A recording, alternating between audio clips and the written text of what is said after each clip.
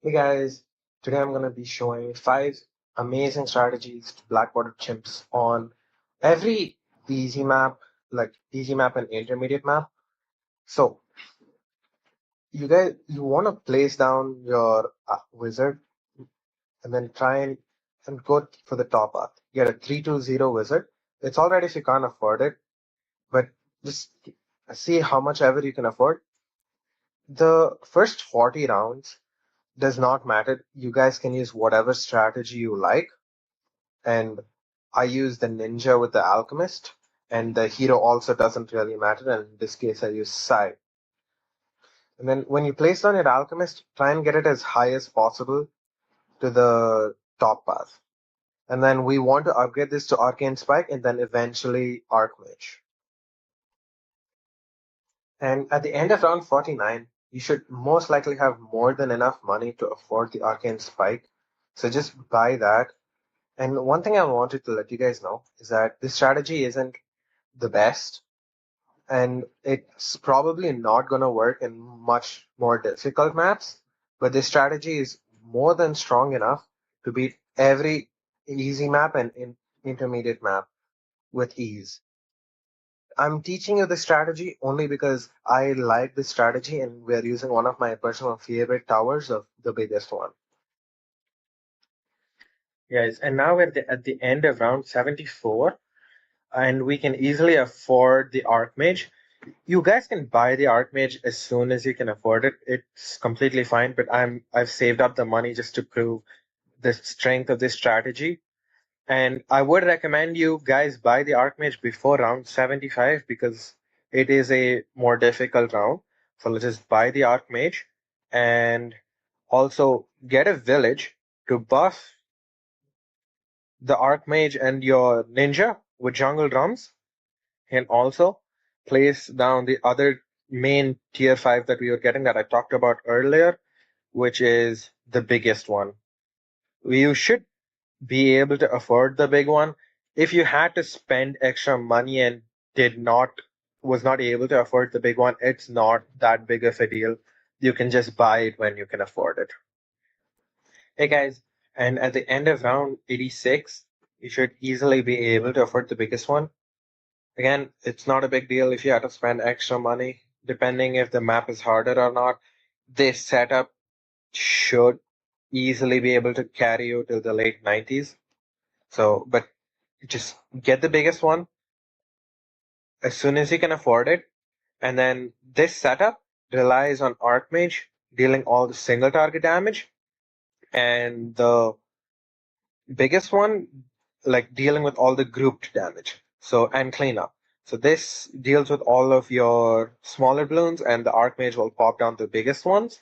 But this setup does not have amazing bad damage for round 100. So I would recommend getting something like a Sticky Bomb or a Spike Storm, or even what is this called? A submarine, a middle path submarine, a first strike, to just help out with bad damage. And also you can get any support towers like the Glue Gunner, the Moab Press, just to help out this setup, just to have extra safety, and do not risk your Blackwater run by being overconfident. And this is the final setup that I have used. And in the more difficult rounds like 96, 98, round 99, you do have size abilities or your hero's abilities, whichever hero you bring, to just help you out. And it should just make it very easy. And as you can see, I have $37,000 left. So you can build any other tower you want. Like just for some extra comfort, you can build like an icicle impale, which will help out massively. Okay, now let's just play out the end of this.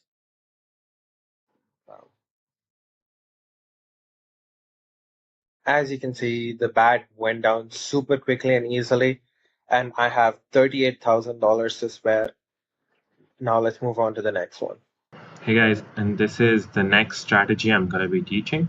The early game, we used a destroyer with being buffed with the stronger stem alchemist and Soda as our hero. Just this hero doesn't matter too much. Just make sure they get camo detection built in very early. Like you can use different heroes like Quincy or Etienne as well. It's up to you. Just make sure they have camo detection because we have no other camo detection. And do try and use Destroyer in the early game because we are going to be upgrading this to the carrier flagship. But for now, you just want to place down a spike factory at the back end of the map and make sure that this spike factory can cover all the lanes if there are multiple lanes, and preferably at an intersection because this spike factory we're going to be upgrading in the bottom path to long life spikes. If you can't afford this, it doesn't matter, and you can just set this to smart or set it to a target where it is in the intersection of multiple lanes. And at the end of round 49, you can upgrade the spike factory to deadly spikes and get the middle cross path, and also buff it with a alchemist, which is just a 300 alchemist. You can get the 400 too if you want to, and also buff your buccaneer with a 220 village just so that it gets camo detection. And now we are going to save up for the aircraft carrier and then the carrier flagship. And just before round 63, make sure to get the aircraft carrier because it will help out a ton for this round because as you guys know 63 is a very difficult round. And at the end of round 74, make sure to get the carrier flagship. As 75 onwards the rounds start getting harder, and next we're going to save up for the perma spike.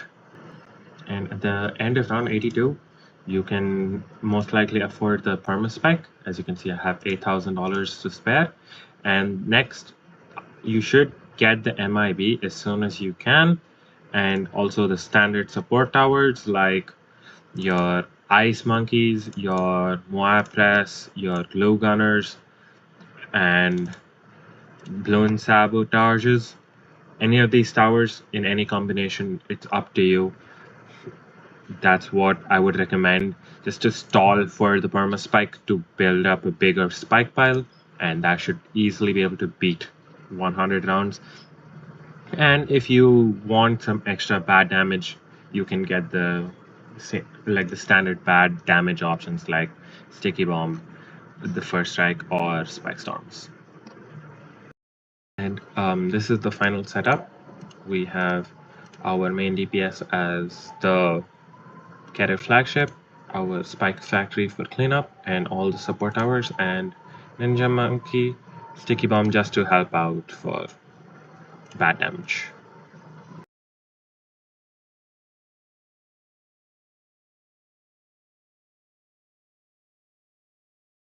Okay, for the next strategy, we are going to be using the heli pilot as our main tower here. So this, I would recommend you to use this very specific start. It's okay if you don't, but the timing where you upgrade your heli pilot will be different to mine, and this start gives you the perfect timing to get the tier 5 upgrade.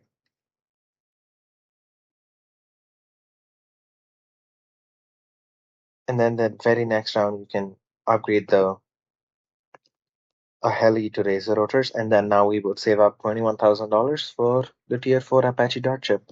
And at the end of round 59, you guys should upgrade the Apache to Apache Dart ship and get a village and give the heli pilot camera detection and also a 300 Berserker brew for your heli pilot. And then now we can just save up for the Apache Prime. And at round 80, you should have exactly enough money to afford Apache Prime. If you can't afford this, it should be fine to get on round 81, but you should try and get this before round 81 because the Apache Darship will struggle with Super Ceramics. And at the end of round 89 before round 90, make sure to get the MIB, otherwise your Apache Prime will not be able to hit DDTs. And I'm also going to be getting a bottom path icicles and into an icicle impale soon to support our helipilot. And at the end of round 94 and before round 95, do get the icicle impale because this will make it so much more easier and more consistent. And this is the final setup. I also added a first strike capability just to help with dealing with the round 100 pad.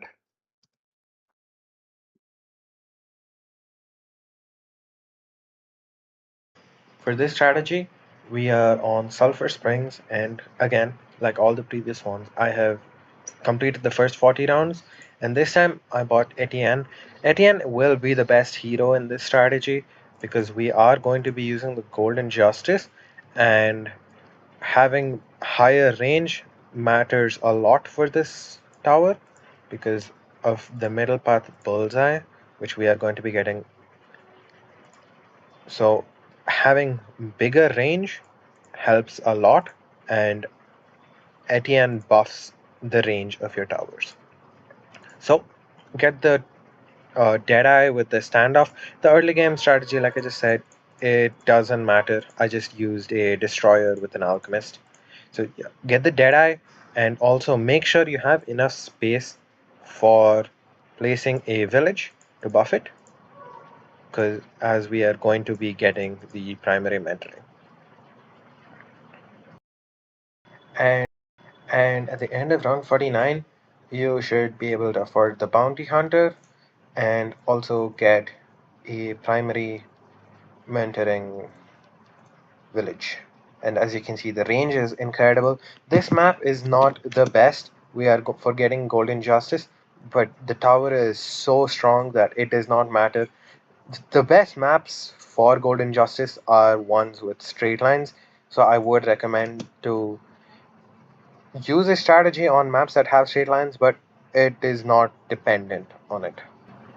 Okay, and to help out with round 63 and eventually with cleanup as well, I am going to be getting a boomerang and getting the Mortalace, and eventually this will become a Glaive Lord.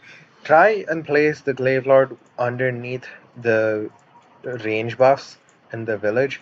It's alright if it isn't placed optimally because this obviously is not the best placement. You would rather place it where the Sky Warden is or the Ninja, but the Glaive Lord will not be buffed at all, and it is better to just have it being buffed than not having it buffed and in a slightly more optimal position. And now at the end of round 79, you should have way more than enough money to buy the Golden Justice. So just buy it, and the next we are saving up for the Glaive Lord. Before that, just to help it out a little bit, we can give it an Alch buff. Let's get the 4 to 0, we can buff both of these towers. Just note that the Alchemist will buff the two closest towers if you get the fourth tier with the middle crosspath, and the three closest towers if you go for the bottom crosspath. And the third tier Alchemist only buffs one tower, which is the closest one. And now at the end of round 85, you should have way more than enough money to get the Glaive Lord. So just buy it, and as you might have noticed, the Desperado struggles with ceramics, so that's why I'm getting the Glaive Lord to clean up. You can get anything else, also you can get like the Bloon Solver or any ceramic cleanup. I just chose the Glaive Lord for this, but our main tower is the Desperado, and as you can see, the range is huge.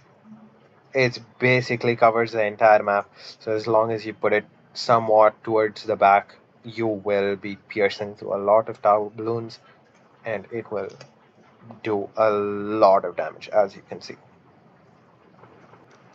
Okay, now we are at round 100. I have literally placed nothing.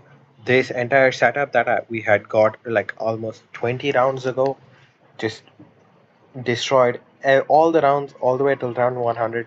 Round 99 got a little bit close, but it's all right. We have so much money, you can just buy like a relentless glue or some sort of stalls to just help out a little bit, and that will be more than enough. And I'll just play out the rest of this. This BAD should go down incredibly quickly.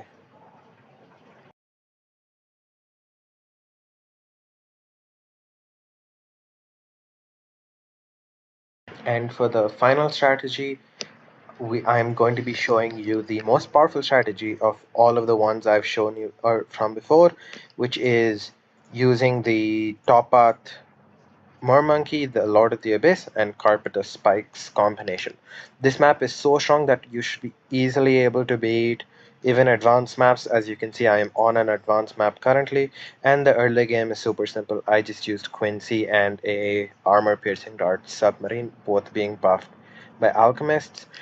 It is better to bring Captain Churchill for the strategy, but if you're not able to because of the early game or whatever, because this map is much easier with early game Quincy, I just brought Quincy. It does not matter too much.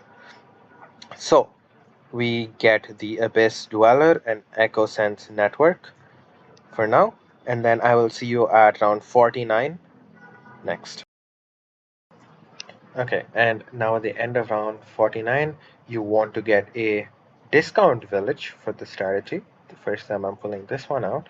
And because we are going to be giving the Abyssal Warrior a bunch of range, and so will the Lord of the Abyss, by getting the stacks of Echo Sense networks. We want to be getting 10 stacks and try and fit as much as possible in the range of the village. Try and get 10 stacks by filling up the range of the village. The placement does not matter too much as long as you're within the village, because they get much cheaper this way. So that's 7, 8, 9, and 10. There we go. Look at this massive range. Now, I'm going to be getting a spike factory also underneath the village because we got the jungle drums, and upgrade this to a 2 to the top path, and we are going to be getting as much as possible in the middle path in future rounds. And at the end of round 55, you can just get the Moab Shredder. Don't get the Spike Storm because we are going to be getting the Lord of the Abyss first, and also upgrade this guy to Stronger Stimulant so that we can upgrade buff our Spike Factory as well as our Hero Quincy in this case. Okay, and now at the end of round 74, before round 75, you should have way more than enough money to buy the Lord of the Abyss. And this setup should not give you any struggles in round 63, which I just skipped over. And also, I'm buying the Spike Storm for now, and next we are going to be saving up for the Carpet of Spikes. The Lord of the Abyss should just be able to destroy everything and save up for the $44,000. And even though I'm on a expert map, no, sorry, this is an advanced map, uh, it's still absolutely destroying. This setup is so strong. And at the end of round 86 here, you want to get the Carpet of Spikes as our final tier 5. And now this setup is incredibly powerful. Because this is an advanced map, I will probably be getting some more support like low gunners or even maybe like a May Moab over here. It's up to you. You can get any extra support that you might think you need, but this setup should easily be able to destroy all 87 rounds, or sorry, all 100 rounds from now. And if you are not able to afford the Carpet Spikes on this round, make sure to use the Spike Storm ability on round 87, because dealing with the 4 ZOMGs on round 87 is going to be very difficult. Okay. And now we're at round 99, end of round 99, and going into round 100. And as you can see, this setup absolutely destroys. Quincy is not the greatest hero for the setup, and we still completely destroyed everything. And yeah, that is 5 amazing strategies to beat Chimps mode on any easy and intermediate map, and even some advanced maps. Thanks for watching.